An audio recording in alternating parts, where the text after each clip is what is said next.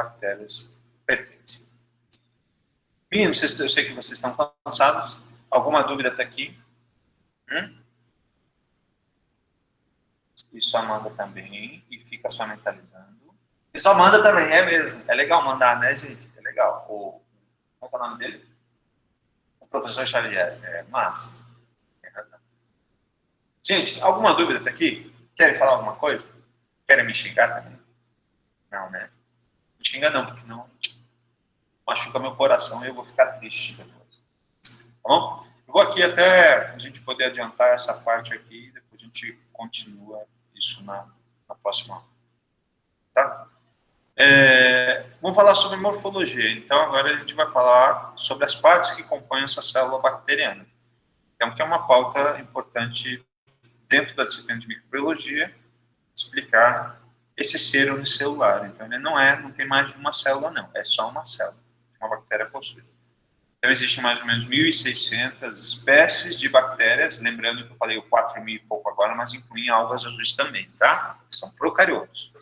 4.760 procariotos descritos. Então, existe uma estimativa de tudo isso para ser descoberto, que vocês, biólogos, podem descobrir, ou qualquer profissional que queira estudar bacteriologia. O ribossoma tem um tamanho de 70S, não tem caroteca, não há DNA em organelas, e as bactérias não apresentam movimento amebóide, como ocorre em protozoários, né, a ameba, e não fazem pinocitose nem fagocitose, como os protozoários, como a ameba. As bactérias também não possuem mitocôndrias, não possuem complexo de Golgi, não possuem cloroplastos, tá? Mas eles possuem o quê? Ribossoma. Lembra que eu falei para vocês? Bactérias e eucariotos, né? Eles possuem ribossomos. Mas essas organelas que são típicas, que eu expliquei para vocês como que eles surgiram através da teoria simbiótica,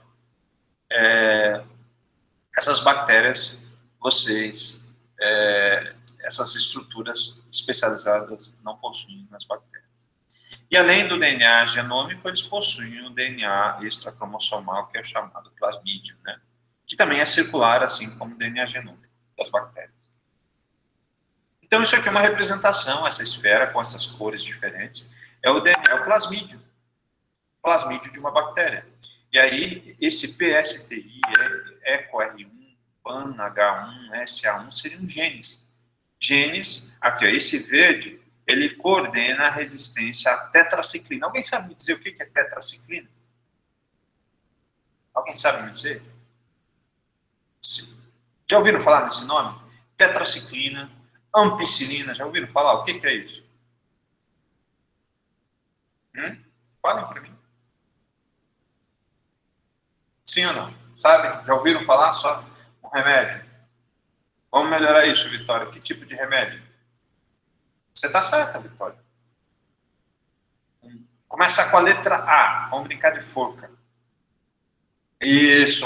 Antibiótico. Então, algumas bactérias hospitalares, quando a gente fala superbactérias ou bactérias que causam infecção bacteriana, isso aí, Ítalo, é antibacteriano mesmo. Mas só que as bactérias têm um mecanismo para produzir uma proteína, um fenótipo que vai conferir resistência a esse antibiótico. Você usa tanto dentro dos hospitais, você faz qualquer cirurgia, você abriu a sua pele, você vai tomar anti-inflamatórios para evitar a inflamação, invasão microbiana, e vai tomar antibióticos, que é isso, tem uma ação antibacteriana. E aí algumas bactérias, elas ficam selecionadas. De tanto você utilizar nos hospitais, elas ficam super resistentes. Então, a infecção hospitalar nada mais é do que essas superbactérias que são resistentes aos coquetéis de medicamentos, de remédios, né, que a Vitória falou, de tanto você utilizar. Então, essa característica genômica desse plasmídio, né, que tem um conteúdo genômico bastante pequeno, ele pode transferir. É algo do tipo, eu vou dar uma carta que vai conferir a Vitória a resistência ao Covid. Se pudesse fazer isso, né, Vitória? Só que a bactéria, ela é mais ou menos isso. O fato dela ficar próxima uma da outra nos ambientes, ela transmite o gene de resistência. E aí nenhuma bactéria mais morre àquela molécula. Então é um mecanismo de adaptação, de manutenção da espécie, preservação da espécie bacteriana, patogênica, devido à seleção imposta pelo homem. Por isso que você sempre, que você vai, por exemplo, vamos colocar sinusite, você sempre usa antibióticos para controlar a sinusite, que é uma infecção dos sinos aqui. E uma das recomendações, quando você for falar a respeito a essa infecção, que é uma proliferação bacteriana dentro das cavidades do crânio, que começa a acumular muco, e aí você fica jogando, né, sempre catarro, não é no peito, é na cabeça. E isso dá muita dor de cabeça, dá uma série de efeitos colaterais, você fica aborrecido, enfim, incomoda, dá muito cansaço, muito sono. E aí essa proliferação, se você, uma das estratégias de controle da sinusite é você ter diferentes princípios ativos de antibióticos. Tetraciclina, ampicilina, penicilina, né? Vários tipos de produtos para justamente não controlar, justamente a bactéria não criar resistência, não selecionar genes com esse fenótipo resistente, tá? Então existe uma região do genoma que o homem descobriu e que as bactérias têm essa plasticidade. Então, o simples fato de ficar uma próxima da outra, se a bactéria que é suscetível passa a ser resistente, ela empresta essa resistência às moléculas químicas. Quando a gente fala de bactérias, elas têm três formas, é muito fácil a forma das bactérias. Então, elas são esféricas, tá? Em formato de corpo, elas são arredondadas. Bacilos, como o próprio nome está falando, né? Tem vários alimentos que são, né, que a gente utiliza bacilos. Na agricultura, existem espécies que são utilizadas para controle de insetos, para controle biológico, né? Então, ela tem um formato de bastão, de bastonete. Eu vou mostrar a foto daqui a pouco. Então, Bacillus subtilis é uma bactéria entomopatogênica, né, contra insetos, e os espirilos, que são, né, o vibrião da cólera é um tipo de espirilo, então ele é helicoidal, ou ela tem formato de vírgula, no caso dos vibriões, vibrião do cólera, e espirilos em forma de sacarolhas, né, então ela é toda helicoidal. Esses espirilos têm uma doença no milho que deixa ele vermelho, ou ele deixa ele meio pálido, que a gente chama de enfesamento pálido, ou enfesamento vermelho, uma doença causada por uma bactéria e que é transmitida por uma cigarrinha. A cigarrinha branca, né, ela pousa ao milho e ela transmite essa bactéria em formato de espírito. Então, esses organismos espiralados, de corpo flexível, então, como eu falei para vocês, eles são unicelulares, mas eles podem se arranjar, ficar 2 a 2, então elas são chamados de diplococos, estafilococos em formato de caixinha de uva, tétrames em formato de 4, igual a um dado, né? Sarcinas, formato de salsicha, e outras formas de arranjo. Isso se chama arranjo bacteriano, tá bom? A morfologia bacteriana ela está diretamente ligada a essa classificação e esses arranjos também. E aí a gente pode olhar ela tanto em microscópio óptico quanto microscópio de varredura. Eu vou mostrar algumas fotos para vocês. Então, as bactérias, normalmente elas podem variar quando você cultiva essas bactérias em meios artificiais. Então, no ambiente, eles têm uma forma, eu acabei de mostrar para vocês as 3 formas principais, né?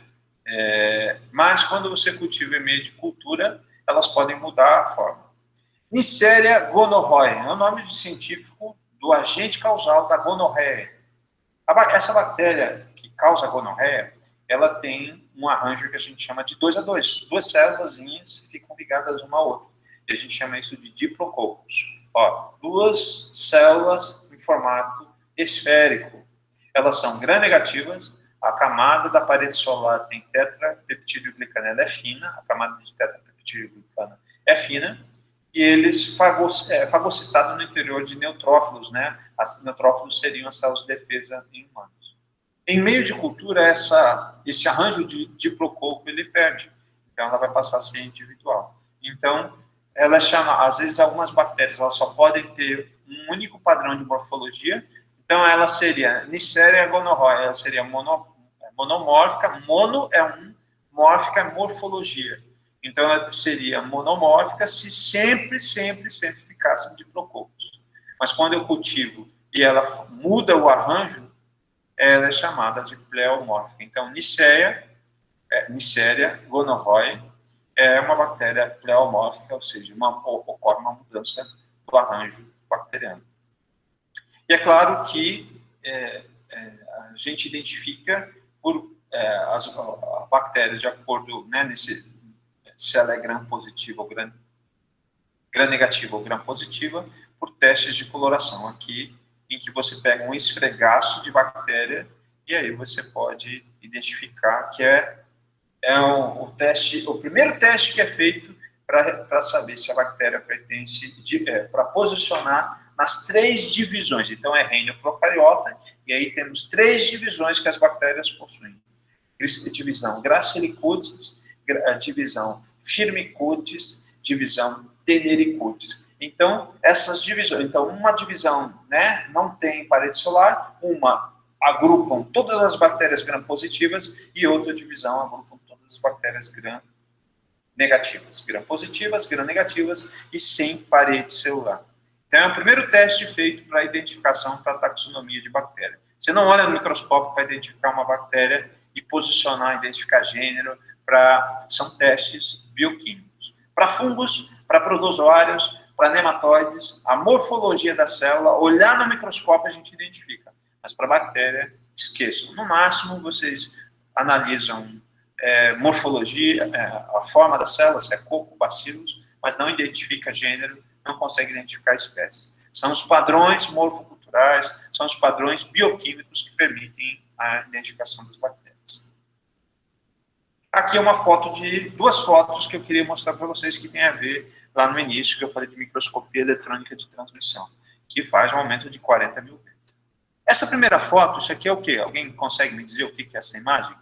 É uma imagem, né, de microscopia eletrônica de varredura, que vê a superfície. Essa bactéria, ela é coco ou bacilo ou espirilo? O que vocês acham? É coco, bacilos ou espirilo? Ó, essa é a célula bacteriana. O que vocês acham? Bacilos, perfeito. Vitória, te amo, Vitória, ó. E aqui é o quê? É um estômato fechado. Ele está tentando entrar no estômato de uma planta, tá? Então, essa é uma microscopia de superfície. Então, microscopia eletrônica de varredura, você consegue ver a superfície. E aqui, essa mesma bactéria, quando você vê no interior da célula, isso aqui é uma célula vegetal, ó, aqui, o bacilos. Algumas elas ficam sem a morfologia propriamente dita. E aí, quando você vê dentro da célula, 40 mil vezes, uma potência muito maior que a microscopia óptica, seria o que a gente chama de microscopia eletrônica de transmissão. Foto de microscopia eletrônica de transmissão, foto de microscopia eletrônica de varredura. Varredura você vê superfície, microscopia eletrônica de transmissão você vê dentro da célula. Eu fiz uma analogia com a história da ressonância eletromagnética, né? Você faz para o cérebro, faz para órgãos, quando você precisa ver os problemas dentro do corpo, tá?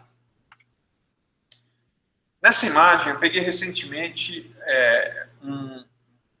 essa parte mais no meio dessas ilustrações, elas mostram tipos diferentes de arranjos. Mas, modernamente, descobriu-se mais 2 tipos básicos de morfologia das bactérias. Então, nós temos as bactérias que são esféricas, que nem sempre é tão esférica, que é uma forma de tentar mostrar exatamente aquilo que, às vezes, a gente coloca na literatura alguma coisa e quando você vai ver na prática não é aquilo que a gente está enxergando. Às vezes ela é meio que imperfeita, mas tem os bordos arredondados. Então, a figura A, bactérias esféricas, é aqui os diferentes arranjos das bactérias esféricas, né? Até aqui, né? Aqui nós temos as bactérias baciliformes, olha o bacilo. Isso aqui é um bacilo. Bacilo. Mas tem variações de forma. Mas tudo é bacilo. E aí, os arranjos dos bacilos, tá ok? E aqui nós temos os espirilos, ó, helicoidal. E o vibrião, né? Que tem o flagelo, o vibrião, a água, né? A água transmite o vibrião. Se você andar descalço nessa água da chuva, em períodos que tem surtos de... Agora vocês não estão vivenciando isso, mas teve momentos que o Brasil teve, de 90 para cá, que tinha surto de cólera, e aí era muito mais... A mídia falava muito mais de cólera do que é a dengue hoje, né? A gente encontra muitos surtos no país, tá? Então, além de cocos, bacilos, espirilos, foi descoberta recentemente as bactérias chamadas de forma quadrada e as bactérias com esse pedúnculo. Então, elas são chamadas de bactérias pedunculadas, representando 5 formas, né, de morfologia das bactérias, né? E os seus arranjos de diplococos, estafilococos, tétrades, né? E sarcinas. Vocês vão encontrar para cada uma dessas bactérias. Né? Então, esse aqui fácil, né, Vitória? O formato. Alguém tem dúvidas sobre o formato? Né? Então, a abertura da planta, olha a superfície da planta, como ela é irregular, né? Toda ondulada, a bactéria entrando, e aí, em microscopia eletrônica de transmissão, você vai ver a bactéria entrando, pseudomonas syringae, que fica ao redor, né? Então, ela tem flagelo, se tiver... Bactéria gosta muito de água, em planta, se não existe água, bactéria não entra. Períodos secos, como a gente está vivendo agora, 0. Se eu for pegar sobre a superfície, o filoplano de uma folha de uma planta, pegar 1 grama de solo, eu vou encontrar muito pouco bactéria. Mas em lagos, riachos, ambientes aquosos, aí sim, é onde você vai encontrar bactéria. A população de bactérias vai explodir agora, quando iniciar o período chuvoso aqui no Cerrado. E eu já fiz essa avaliação. Em solo, por exemplo, com alunos da agronomia, quando eu dava microagrícola, a gente via a 10 centímetros, 20 centímetros, as populações de bactérias, as diferenças que existiam entre período chuvoso e período seco. Período seco, a população de bactéria vai lá embaixo, depois ela volta a crescer por causa da questão ambiental. Então, as bactérias todas são unicelulares, todas as bactérias possuem parede celular, é claro que nós temos exceções, a grande maioria possui, e a gente vai falar sobre parede celular, como elemento. Coloque uma estrelinha aqui na cabecinha de vocês, uma pulguinha atrás da orelha de vocês, em relação a esse critério, lembrando que isso, a parede celular da bactéria é um elemento essencial para classificá-la dentro das divisões dos seres vivos. Tá? Então, a bactéria possui membrana plasmática, citoplasma e região nuclear. E aí, essa bactéria, com essa organização celular, né, membrana plasmática, parede celular, citoplasma e núcleo, região nuclear, né, eu vou falar para vocês sobre cada uma dessas partes, onde eu dividi. Região chamada de externa e a região interna da bactéria. Flagelos, eu vou falar sobre a pile, vou falar sobre a cápsula, vou falar sobre a parede celular, que é muito importante para a identificação, e a membrana plasmática. Isso é a região externa. E a região interna, representada por ribossomos, região nuclear, plasmídios e inclusões. Região externa. Então, os flagelos, eles servem para uma proteína, ele é constituído por uma proteína que fornece mobilidade. Ele também tem importância para identificar a bactéria. As bactérias, ao redor da parede celular, elas podem ser classificadas como átricas, quando não possuem flagelo nenhum. Elas podem ser monotríqueas, quando possuem apenas um flagelo. Podem ser lofotríqueas, quando possuem 2 ou mais flagelos polares, isso aí no caso das bactérias que são baciliformes, né, que a Vitória falou agora há pouco. Tá? Então, lofotríquea, se é polar, só existe polo na célula bacteriana se ela for o quê? Ou ela for espirilo, ou ela for baciliforme. Se é esférico, não tem polo, né? Não tem uma região diferente. A morfologia é única em todos os lados, se ela for esférica, certo?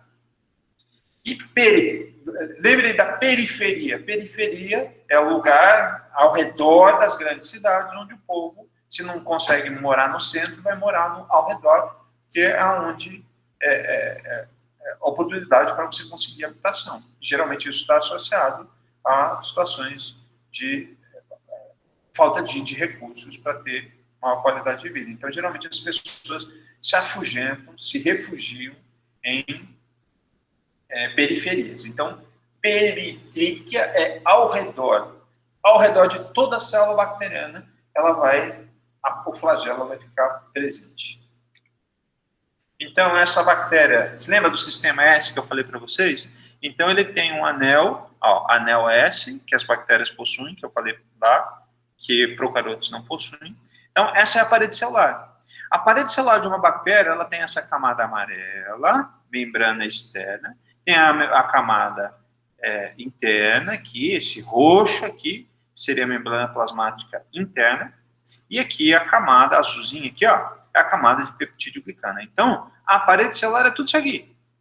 Se eu perguntar para vocês lá nas questões que eu vou deixar, colocar. A parede celular de uma bactéria, ela é composta de parede externa, camada de peptidoglicana, ou em membrana interna, ou membrana plasmática, né? Então, essas seriam as 3 composições. Vejam bem, isso falando de uma maneira geral, mas você vai ter, esse número de camadas vai ser diferente da parede celular das bactérias, tá? Vou explicar para vocês. As bactérias são gram-positivas, por exemplo. Essa camada de tetrapeptidoglicana é bem espessa, certo? Então, ela só vai ter essa camada de peptidoglicana, mais a camada, aqui não está sendo representada, porque ele desenhou a membrana plasmática, mais a camada da parede, da membrana interna, tá? Que é essa membrana plasmática, tá?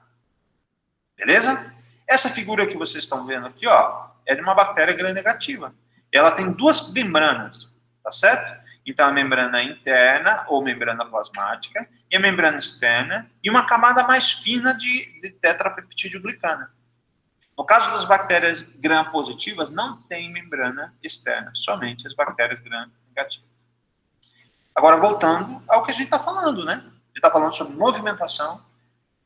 Esse flagelo, ele vai dar propulsão para movimentar sobre filme d'água, tanto no solo quanto superfícies, né? Dentro da corrente sanguínea, ele vai se movimentar. É um ser vivo que se movimenta, essa bactéria. Só que ele poderia perder com facilidade esse flagelo? Poderia, mas não vai perder por quê? Porque ele tem uma ancoragem, igual uma casa, não tem uma fundação? Lá no sul a gente chama de sapata, né? A gente faz um quadrado mais profundo e coloca uma armação metálica para a casa não cair.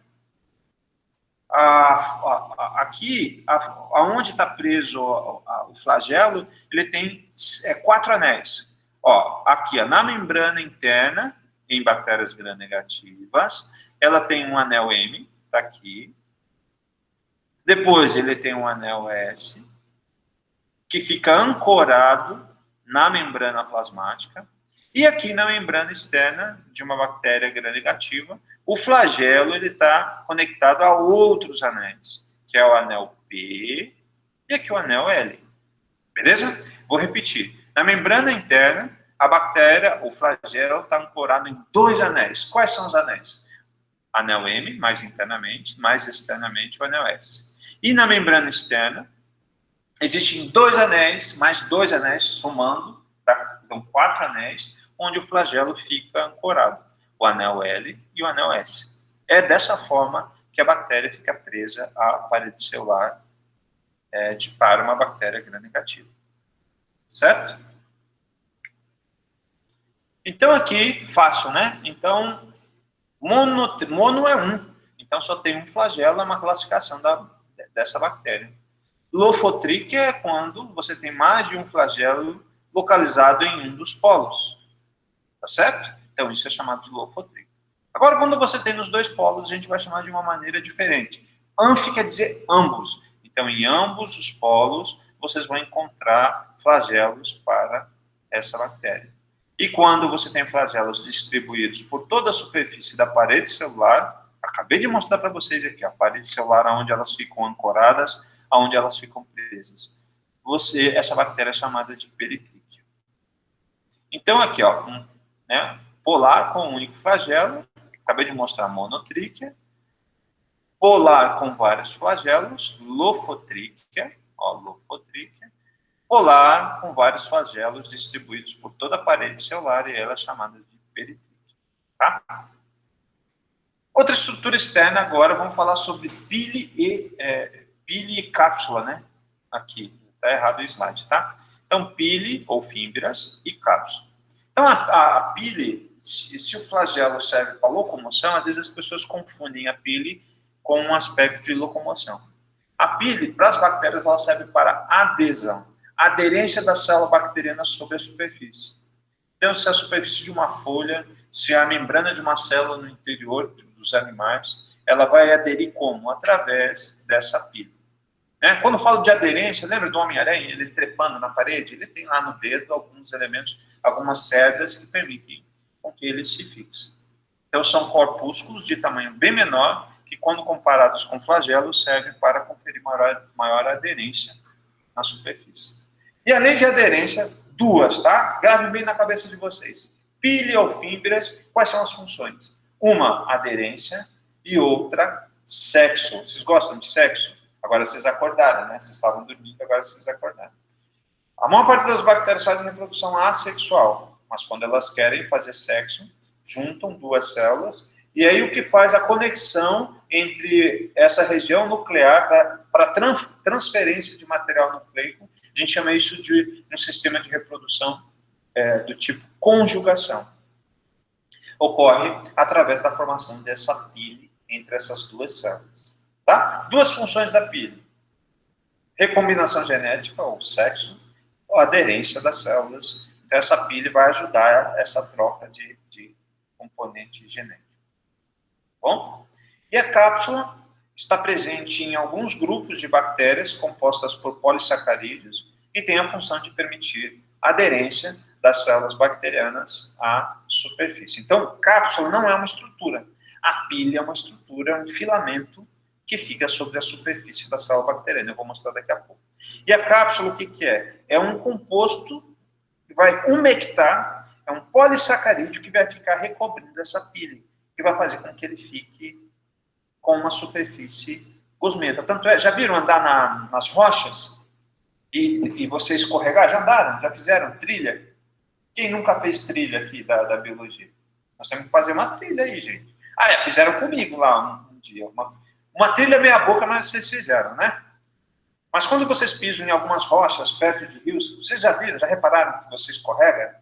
Ou na casa de vocês, às vezes, alguns banheiros que tem um limo muito grande, que tem piso, o piso é de cimento, começa a nascer um limo, ou perto da região do tanque. Esse limo é cianobactéria. Aquela água verde que tem é uma cianobactéria. E esse aspecto mucilaginoso do escorregadio dessa superfície é devido a essa cápsula que tem sobre a superfície que dá essa aderência. Então, ele solta do corpo. E as superfícies, elas ficam com essa aparência escorregadia. Então, é para ajudar ela a aderir, além de ser um componente também de parasitismo, enfim, tem um aspecto importante, tanto em animais quanto plantas. Então, ela é presente em alguns grupos de bactérias compostas de polissacarídeos. Não é uma estrutura, tá? Tem função de permitir aderência também às células bacterianas na superfície.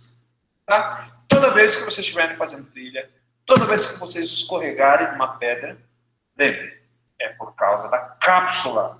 Gravem bem. Cápsula é esse polissacarídeo que é jogado para fora, né? E que fica envolvendo essa pile bacteriana. Tá? Acho que a ilustração está mais à frente. Agora, outro elemento da estrutura externa, que eu já falei para vocês, é a parede celular. Essa parede é composta de um ácido chamado N-acetilmurânico, ou N-acetilglucosamina, que são conectados entre si com 4 aminoácidos. Vejam bem, 4, gravem na cabeça, 4. L-alanina, D-alanina, D-isoglutamina e L-lisina, formando 4 estruturas repetitivas denominadas de teta-tetra, porque tem 4 aminoácidos, 4 proteínas. A parede celular é composta de 4 proteínas, que é tetrapeptidoglicana. Essa camadinha azulzinha aqui, ó, peptidoglicana ou tetrapeptidoglicana, que está se referindo aos 4 aminoácidos que eu acabei de dizer. Tá? Então, confere rigidez da célula, é composta de polissacarídeos e é comum em todas as bactérias formadas de mucopeptídeos, ou peptidoglicana ou tetrapeptidoglicana. Está correto nas duas formas que você se referir à composição da parede celular. Certo? A composição da parede celular de fungos, por exemplo, é quitina. A composição da parede celular de plantas é celulose, ou lignina. A composição da parede celular, a composição do exoesqueleto de insetos é quitina também, como fungos. Então, vão ser elementos que vão caracterizar, né? E a composição das bactérias é tetrapeptidoglicana, é a composição química dessa parede que vai conferir rigidez, tá? Parede celular confere rigidez, proteção do protoplasma do ser vivo. E aí você vai ter 2 grandes grupos classificados, na verdade 3, né? Aqui eu deveria ter colocado o terceiro grupo. Mas existem dois grandes grupos, que são as bactérias gram-positivas, que têm uma parede espessa constituída de 90% de peptidoglicana. Então, vamos lá de novo. Então, as bactérias gram-positivas, essa representação aqui não é uma bactéria gram-positiva, é uma bactéria gram-negativa, então ela é fina. A camada de tetrapeptidoglicana é fina para gram-negativas, para gram-positivas ela é mais espessa. Vamos ver de novo? Ó, gram-positivas, parede espessa de peptidoglicana. Gram-negativas, elas têm o restante formado de lipídios, é uma camada mais fina. Tá bom? Talvez escrever isso aqui para ficar mais fácil, né? Para que vocês entendam. E aqui uma representação das duas paredes. Olha a camada de tetrapeptidoglicana. Olha a camada de tetrapeptidoglicana. Não é mais espessa em gram-positiva? Estão entendendo? Ó, isso que está marcado em amarelo é a camada, é a parede celular. Isso que está marcado em bege ou amarelo, eu não sei, aí vocês me corrigem. Fúcsia, né? Vocês gostam dessa cor? O que é fúcsia mesmo? Traduzindo para os leigos. Que cor que é essa aqui que vocês acham que é? Vocês gostam, vocês que conhecem mais das cores. Bege pode ser? Né? Calcinha e cueca bege. Agora eu lembrei dessa história. Vocês têm isso? Diz que não pode, né? Os namorados não gostam, né? Não pode ter nem calcinha, nem cueca bege, porque isso é feio. Não pode ter. Para mim é bege. Então tá certo. Então, olha só. Entendo isso, a camada grande, espessa, no caso do grupo das bactérias gram-positivas, e isso, todas as bactérias gram-positivas vão estar dentro de uma divisão taxonômica das bactérias. E todas as bactérias gram-negativas vão estar dentro de uma outra divisão. E aqui eu não estou ilustrando, né? As bactérias que não têm essa parede celular também, eu falei para vocês agora há pouco, elas também vão ter uma divisão específica. Mais à frente eu vou falar sobre elas, ok? E para a gente poder fechar essa questão de parede celular, que é um elemento muito importante, entendam aqui, bactéria gram-positiva tem quantas membranas?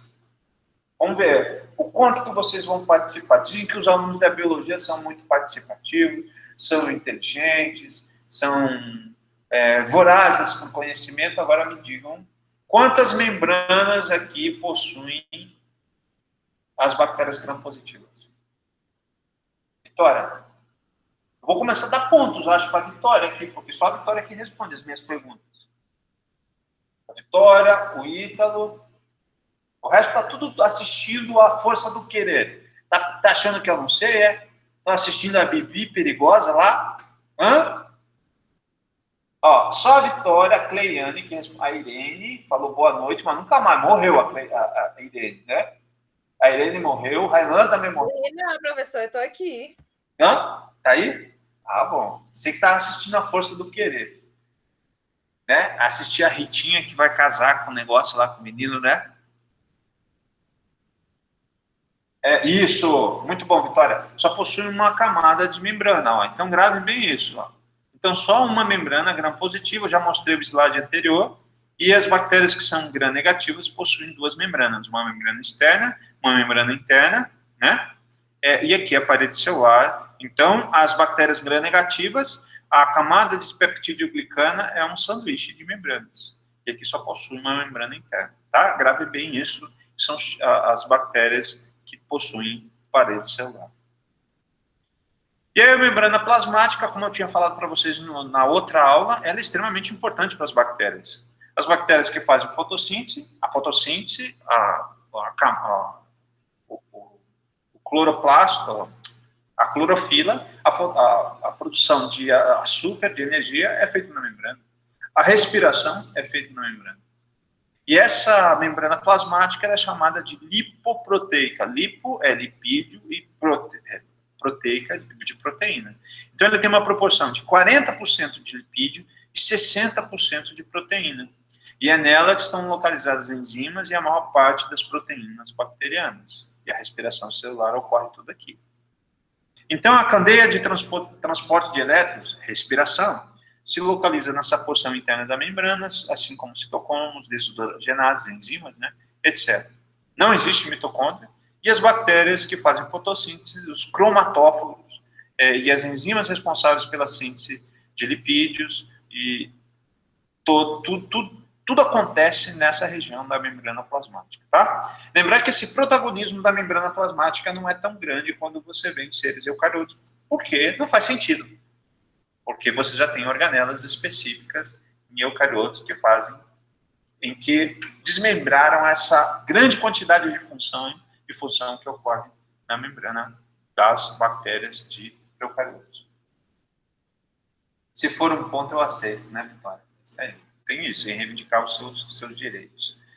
Então, existe uma bicamada, né? Ele tem fósforo, uma bicamada fosfolipídica. Então, está vendo tudo isso aqui roxo? Tudo isso aqui roxo é lipídio. Né? Vamos ver quanto que é de lipídio? Ó, 40% de lipídio. E 60% de proteínas. A ilustração não está muito de 40 para 60 na escala. Né, Ítalo? Você que é bom de ver as escalas. Né? Tinha que ter mais proteína aqui, já que a proporção é de 40 a 60, né, Ítalo? Você não acha que tem mais lipídio aqui? Nessa ilustração, acho que eu farei uma crítica ao autor aqui, né? Então, essa parte roxa seria o lipídio, e essa parte, que é 60 de lipídio, e a proteína seria essa parte verde, seria a organização da membrana plasmática das bactérias. Lembrando que tudo isso que eu estou falando, quando vocês estudaram biologia celular, isso também, provavelmente, a professora também falou sobre isso, muitos outros seres, quando a gente fala de citologia, você não vai mudar nada, né, do que diz respeito, quer dizer, desculpa, vai mudar algumas questões, mas tem muitas similaridades, né, entre os seres vivos, né, questão de diferença. Ainda sobre essa membrana, né, aqui, existem interrupções dessa membrana plasmática, que no caso das gram-negativas, como a gente já viu, existem duas membranas, elas têm os chamadas junções de Bayer, que são um mecanismo de transferência de proteínas do lado externo, onde ele entra ou ele sai. Aqui é o ribossomo da parte interna, e aí essas interrupções da membrana, das duas membranas, interna e externa, no caso das gram-negativas, que permitem essa troca de material genético, de proteína com o ambiente externo. Então, ele pode jogar proteína e pode dissolver. Vamos usar um exemplo aqui, para a gente poder entender. Quem de vocês já viram pimentão, tomate, que vocês deixam um tempo na geladeira, e aí, de repente, passa um tempo, lá no fundo fica todo repleto de água. Por que isso acontece? É uma bactéria. É uma bactéria que entra dentro do fruto do tomate, ou então que já está presente dentro do fruto da bactéria, a gente chama de uma bactéria pectolítica. O que é essa bactéria pectolítica? A bactéria, ela produz uma enzima, que é a pectinase, em que ela vai sair e vai jogar para dentro do fruto do tomate e vai dissolver. Ou seja, a célula, a parede vai se dissolver e vai produzir o que a gente chama de podridão mole. Vocês estão conseguindo imaginar o que é podridão mole? Já viram um tomate podre? Já viram uma batata podre? Um pimentão podre? Né? Então, isso é devido a esse processo, essa transferência dessa enzima, proteína é uma enzima, que passa por essa junção e joga para o ambiente externo, e essa enzima, ela dissolve a parede. Tá bom? Entenderam? Então, quando vocês chegarem em casa hoje, vocês vão falar para a mãe de vocês: mãe, descobri uma coisa nova na aula de microbiologia. Sabe o tomate quando apodrece? Existem bactérias que têm junções de Bayer, que elas têm interrupções das duas membranas, das bactérias gram-negativas, interrupções das duas membranas que jogam para fora enzimas e que elas vão dissolver o fruto. Por isso que a senhora sempre encontra fruto podre.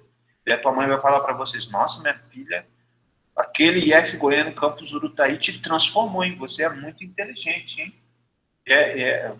Daí é assim por diante, vai tirando onda, vai para o primo, vai para o sobrinho, vai para o teu pai, e vai explicando a junção de Bayer, a importância e a relação, né, para eliminação de enzimas pelas bactérias. Tá? Ó, o ribossomo aqui. Tá? Eu estou brincando aqui, mas é justamente isso, eliminação de enzimas para fora, ou absorção, em que isso vai ter um efeito, nesse caso, um efeito de degradação. Tá? A gente está falando de jogar as coisas para fora ou absorver proteínas. Existem mecanismos de transporte, né, através dessas membranas. E esses mecanismos de transporte eu vou explicar para vocês. 1, 2, 3, 4, 5 mecanismos. Esses mecanismos onde não existe gasto de energia, ele é chamado de difusão facilitada. E onde existe o gasto de energia é chamado de um transporte ativo. Então, sem gasto de energia, é o que acontece, ou ele entra ou ele sai através dessa membrana, que eu acabei de mostrar aqui, ó, membrana da bactéria gram-positiva ou bactéria gram-negativa, né? Ó. Então, esse composto vai sair por essas duas membranas, vai ter interrupções, ou vai ter interrupções aqui também, para passar pela parede e ir para o ambiente externo e interno. Então, o glicerol foi descoberto que existe essa regulação, tá vendo? O meio externo e o meio interno, ele pode entrar ou sair sem gastar energia nenhuma.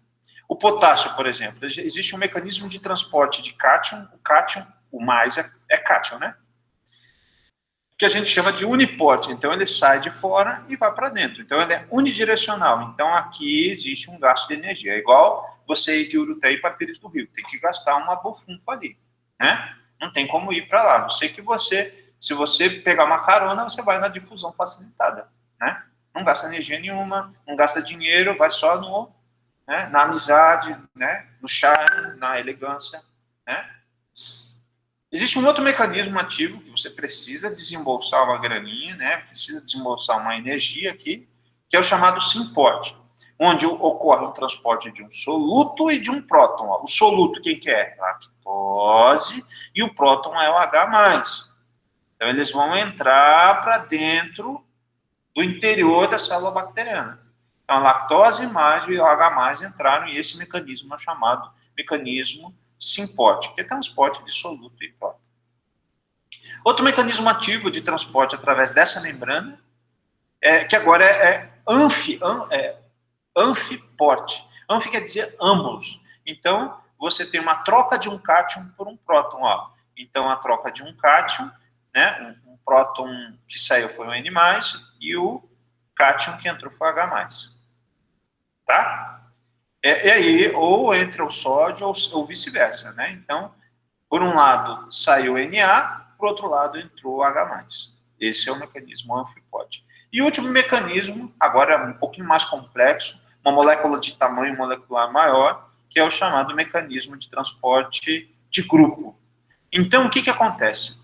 Lembra daqui que eu falei para vocês? Ó, tá vendo? Uma bicamada de fosfolipídio. Gravem bem na cabeça de vocês. Fósforo. E quando a glicose, ela entra, lembre que a glicose é importante para a respiração. E é na membrana que ocorre a respiração. A glicólise, lembra? Então, a glicose, quando ela entra, ocorre uma fosforilação da glicose. Ixi, que palavra difícil, professor. Fosforilação é a incorporação de fósforo à molécula de glicose. E aí ela passa a ser uma glicose com 6 moléculas de carbono fosfatada. Da onde vem esse fósforo? Vem da membrana. Lembra da membrana? O lipídio ele tem fósforo na membrana das bactérias. E aí ocorre uma fosforilação. Então, esse é o chamado mecanismo de translocação de grupo, em que ocorre uma alteração química na molécula. Era a glicose, agora é uma glicose fosfatada. E que aqui vai desencadear o processo de respiração. Tá? Lembrando que existem bactérias autotróficas e bactérias heterotróficas. Beleza? Como é que tá aí? Vocês aguentam ou não? A região interna é bem pouquinho. Eu acho que eu vou deixar essa região interna para a próxima aula. Se bem que são 3 slides, né? Vamos terminar aqui região interna? Topam? Aguenta mais um pouquinho? E na semana que vem, a gente fala só sobre a parte de metabolismo. E aí a gente acaba a parte de bactéria. Tá bom? Então, a região interna agora é composta dos ribossomos. Vocês já sabem que eles são responsáveis pela síntese de proteínas. Eles são formados de 60% de RNA ribossomal e 40% de proteínas. E quanto maior a atividade metabólica, maior o número de ribossomos. Igual vocês, todos vocês são jovenzinhos, né? O Ítalo, a Irene, a Vitória. Todas as células do corpo de vocês, se são jovens, têm um alto metabolismo. Se comparar, se eu pegar a célula lá no interior do núcleo, né? A Cleiane, a Irene, o Ítalo, o João, a Andréia, a Lavínia, tudo jovem. Vocês são jovens, alta atividade metabólica, quase nunca engordam, né? É isso. Quando você é jovem, você não engorda. E aí, todos vocês têm uma grande quantidade de ribossomos. É uma relação direta isso, tá? E à medida que você vai envelhecendo, o metabolismo vai reduzindo, né? tudo, né, o número de ribossomos vai reduzindo e logo essa atividade metabólica, produção e expressão de proteínas também vai reduzir. Vamos desdobrar isso para plantas. Plantas é a mesma coisa. Quando ela é jovem, fase vegetativa, tem grande quantidade do quê? De cloroplasto. Quando ela fica velha, começa a cair. Como que eu sei que uma planta tem pouco cloroplasto? Folha amarela, senescente, né? Então, isso é uma característica que tem a ver com o metabolismo, né? Então, existem duas reações importantes de metabolismo. Uma é síntese de proteínas, e aí a organela ribossomo responde por isso, e a fotossíntese, e aí o cloroplasto responde por isso, tá? Então, ele é extremamente importante para a expressão de fenótipos bacterianos. E é claro que a gente chama núcleo, mas eu escrevi errado aqui, né? Vocês poderiam me corrigir, né? O Ítalo poderia me corrigir, a Irene poderia me corrigir. Região nuclear seria o termo mais correto, porque não existe núcleo em bactéria, né? Então, ele é formado por um único cromossomo circular, haploide, né? Que é típico para as bactérias. E outra região nucleica é o chamado DNA extracromossomal ou plasmídio, que ele é extremamente importante. Eu falei lá da pile no início da aula, em que a conjugação bacteriana, a troca, o processo de reprodução sexual bacteriano, ele é chamado de conjugação bacteriana. E aí a pile vai ser o que faz essa troca de material genético, o que faz a transmissão de resistência a antibióticos que eu falei no início da aula, é através esse material, esse plasmídio que troca. Ele se duplica, fica um para mim e o outro eu vou dar para o meu vizinho, pelo sistema de reprodução sexual, pela pile, que vai fazer uma ponte de conexão e permitir essa troca. Tá? Então, replicam-se independentemente do DNA cromossomo e são responsáveis pela resistência a antibióticos e produção de bacteriocinas, que são outras moléculas. Beleza? Então, eu falei sobre resistência a antibióticos, que a reprodução sexual emite esse fluxo. Mas existe, sabe a transgenia? Vocês já ouviram falar, né, de plantas transgênicas, o Ivandilson fala muito sobre isso. E existe uma espécie de bactéria chamada Agrobacterium, em que ela faz transformação local em rosáceas. Existe uma doença chamada galha da coroa em rosáceas, exemplo de rosácea, rosa, pêssego, né, maçã, nectarina, tá? Então, essas plantas, essa bactéria, ela sempre infecta na região do colo. E o que ela faz? Ela joga um plasmídio, ela transfere esse plasmídio, agora é uma transferência de material genético da bactéria para a planta, e faz com que essa planta produza uma galha na região do colo, inserindo esse plasmídio e dando ideia para o homem para o processo de transferência de material genético, o que a gente chama de transgenia. A transgenia, ela surgiu a partir desse processo natural de transformação local de uma célula, que acontece em rosáceas, que é promovida por agrobactéria. Beleza? Existem várias formas de fatores que vocês já devem ter estudado que decorrem ao câncer em humanos. E um deles é micro-organismos que transferem o seu material genético, bactérias que transferem o seu material genético para alguns órgãos do nosso corpo que podem provocar câncer. Então, bactérias, por esses processos de reprodução, de conjugação bacteriana, de transferência de plasmídio, gravem bem na cabeça, transferência de plasmídio pode transferir resistência a antibiótico, pode conferir a produção de uma galha, que é um câncer de uma planta, ou produção de câncer em humanos. Só que em plantas a gente não chama de câncer, a gente chama de galha. Ok? Transferência de plasmídio, tá? E essa seria a conformação. E para a gente poder fechar, entendo, todos esses fragmentos aqui seriam a pile, e a substância química que envolve essa pile seria o que a gente chama de cápsula, tá? Cápsula é uma substância química, é um polissacarídeo, é uma mucilagem, lembra dos ambientes escorregadios, tá? A pile, que é extremamente importante para a reprodução, que eu acabei de falar sobre a história das resistências, 3 exemplos eu dei para vocês. Aqui é a história do flagelo, aqui é a parede celular, que pode ter membrana externa e interna para bactérias gram-negativas, ou só a membrana interna, no caso das bactérias gram-positivas, e a camada de parede celular é bem espessa. Ribossomos, região nuclear, esférica, e aqui reserva de material, tá? Ribossomo, vamos ver outra ilustração. E aqui, uma outra visão tridimensional de uma bactéria, tá? Ó, percebam como ela é unicelular, não tem, né, formato de bastonete, flagelo, inclusões citoplasmáticas, ribossomos, né, que faz síntese de proteínas, as fibras, tá vendo aqui, ó, pequenininho, parecendo um espinhozinho, bem fininho, e aí, ao redor dessa fibra, você tem a cápsula. Não esqueçam disso. Vai ter vários itens que eu vou falar que fibra que cápsula é uma estrutura. Não é uma estrutura, não cai na minha pegadinha, tá? E as funções de cada uma dessas partes. Ó, esse é o último slide, tá? Agora, então, assim como eu falei para vocês que as arqueobactérias são grupos de bactérias que vivem numa condição extrema, essa sequência de imagens, elas representam uma bactéria e o processo de formação de uma estrutura de resistência que a gente chama de um endósporo. Endósporo é uma sequência de etapas em que a bactéria ela vai ter pouco lumen celular, pouca região onde fica o material genético, e ela tem uma parede bastante espessa. E isso, mesmo colocando uma alta intensidade, uma alta temperatura de esterilização, ele não vai morrer. Tá bom? Então, aqui nessas primeiras fases, começa a dividir o material genômico. Ó, a parede celular dividiu esses dois setores, tem duas células. Imediatamente se individualiza, se separa uma bactéria da outra, começa a se desenvolver começa a ocorrer um espessamento da parede celular dessa segunda célula. Lembre que eu tenho material genético nessas duas células. Ela fica, né, no estágio 4, estágio 5, 6. Olha a espessura, roxo aqui, ó, é a espessura da parede celular. E então, se eu tacar fogo aonde essa bactéria estiver presente, essa região aqui, ela morre, e o endósporo, que é uma estrutura de resistência, ele vai continuar presente, né?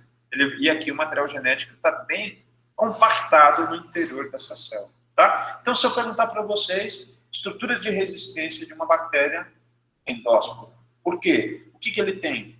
Parede muito espessa. É igual a gente falar aqui para a Lavínia. Lavínia, você quer gostaria de uma viagem de graça para o Japão? Gostaria, né, Lavínia? Ou não? Nova York, então, Lavínia. Pode ser? Nova York agora em fevereiro, né? Lavínia, se ela for para lá, ela não vai poder usar essas camisetinhas, essas roupas que ela tem chique, bonito e tal, porque vai estar muito frio. Menos 15, menos 20. Então, ela vai ter que ter uma camada mais espessa, um casaco que eu recomendo que ela compre lá, não compre aqui não. Os seus casacos aqui, Lavínia, levar daqui não adianta.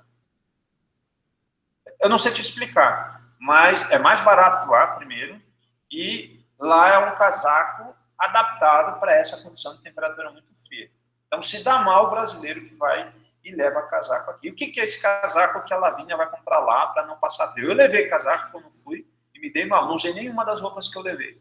Eu peguei e comprei um casaco. Às vezes, uma japona que eu tinha, nem precisava usar 5, 6 casacos. Eu andava igual um urso polar, assim, né? De tanta roupa para tentar isolar o frio. Então, o que eu estou querendo dizer, se a Lavínia for para Nova York, ela vai usar a roupa, ela vai isolar contra o frio, vai proteger contra essa condição tão inóspita. Beleza? E aí a gente só fica faltando um tópico da parte de bacteriologia, que é metabolismo microbiano, para a próxima aula.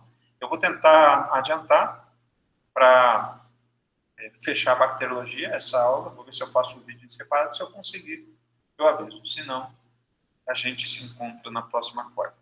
E muito obrigado pela compreensão de todos e até a próxima, tá, pessoal? Alguém tem alguma questão? Professor, você falou sobre a cápsula não ser uma estrutura. Como é que pode ser considerada a nomenclatura da cápsula? É uma substância. Substância? Um composto químico. É um polissacarídeo. Perfeito.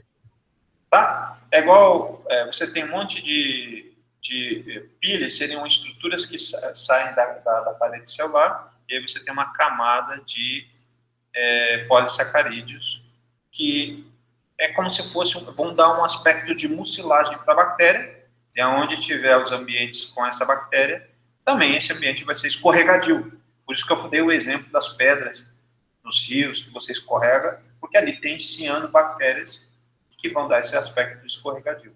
Esse aspecto de lavanderia não é escorregadio por causa das cianobactérias. Beleza? Beleza, obrigado. Até a próxima, gente. Show de bola vocês. Bom final de semana para vocês, tá? Obrigado, professor. Até Eu a que próxima. agradeço e tudo de bom. Amanhã é dia dos professores, né? Parabéns aí pro senhor. Para todos nós, vocês também vão ser professores. Alguns já são professores, né? Se vocês dão aula durante a disciplina, vocês também são professores. Fique com Deus, tá? E obrigado pela atenção de vocês e paciência. Até a próxima. E aí, eu peço que todo mundo saia da sala, tá? Se ficar um, ele vai ficar gravando. Esses dias eu fiz um vídeo que tinha 10 horas de gravação. Porque se eu fechar, o programa aqui ainda continua gravando. Ele é meio louco da cabeça. Tá bom? Saiam todo mundo da sala, não esqueçam aí. Se deixar a janela da internet ligada. Tchau, Irene. A Irene tá dormindo, tá assistindo